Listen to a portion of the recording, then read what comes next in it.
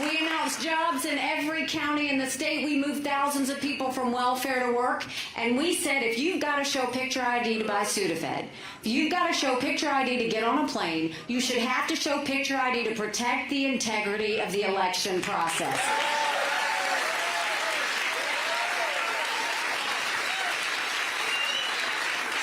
We passed voter ID in South Carolina, and we passed one of the toughest illegal immigration laws in the country. We said that every company had to prove that the people they were hiring were in this country legally. And by the time I left, South Carolina was named the friendliest state in the country, the most patriotic state in the country, and the #2 state in the country people were moving to, which I know you've all now felt. And then I got the call for the United Nations. And my honest answer was, I don't even know what the UN does. I just know everybody hates it. Right? But when you get the chance to serve your country, you jump. And so when I got to the UN, I wanted them to know what America was for and what America was against. I didn't care if they didn't like me, but I wanted them to respect America. And we got to work. We pulled ourselves out of the Iran deal.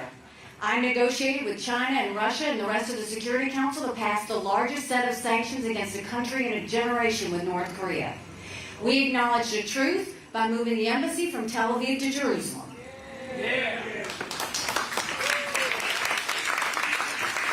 But the most important thing that we did was we took the kick me sign off of our backs, and America was respected again at the United Nations.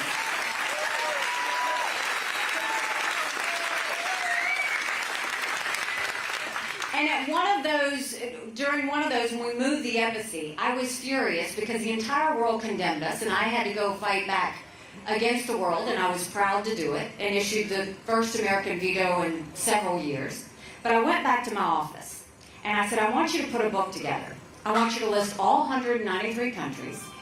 I want the second column to be the percentage of times they voted with the U.S. and against the U.S. And I want the third column to be how much foreign aid we give them.